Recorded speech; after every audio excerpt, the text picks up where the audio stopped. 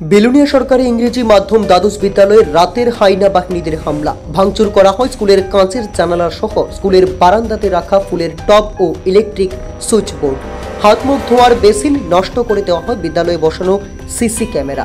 খবর দেওয়া হয় বেলুনিয়া থানা সহ প্রশাসনের আধিকারিক ও জেলা শিক্ষা আধিকারিকদের।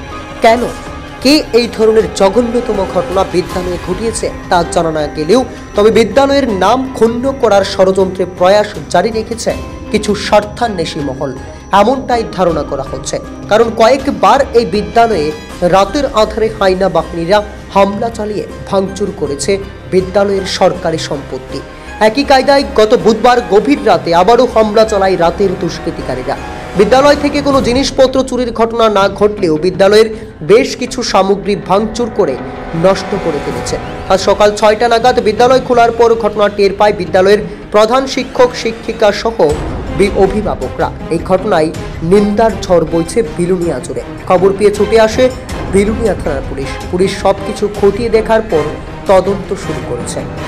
Belonia government English medium HS school. আপনি? আমি প্রিন্সিপাল।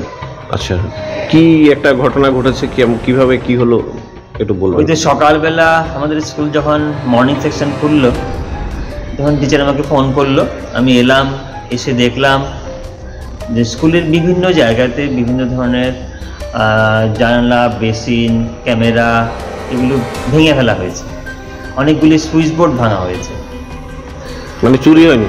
কোনো কিছু চুরি হয়নি, ডিস্ট্রয় করা হয়েছে বা ড্যামেজ করার চেষ্টা করা হয়েছে এগুলো।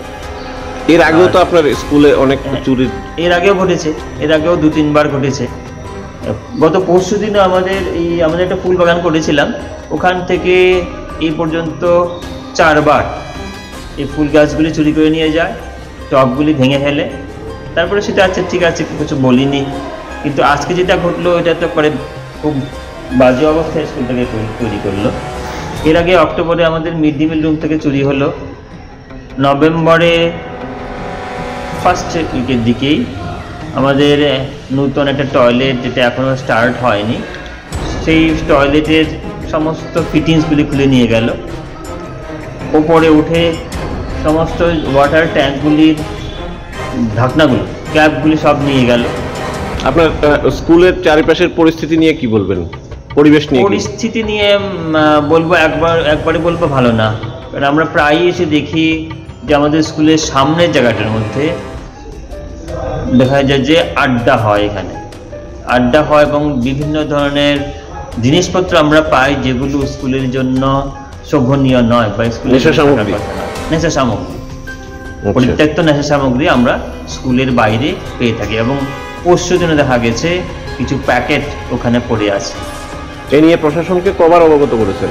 আমরা 2 বার জানিয়েছিলাম, যখন চুরি হয়েছিল 2 বার আমরা জানিয়েছিলাম। ওরা এসে দেখে গেছিল, কিন্তু এর পরে আমরা কখনো কাউকে কোনো সময় এখান থেকে পাকড়াও করেছে না, এমন কোনো খবর আমার কাছে নেই এখন অবধি। তো এটা যদি বারবার ঘটে থাকে আমাদেরও একটু মনটা ডাউন হয়ে যায় যে আমরা স্কুলটাকে সুন্দর করে রাখার চেষ্টা করছি। এটা তো বিদ্যাজ্যোতি প্রকল্পের স্কুল। এটা বিদ্যাজ্যোতি প্রকল্প, এখানটা অনেক টাইপের অ্যাসেট থাকে, তাই তো? হ্যাঁ। Video report, planet Tripura news.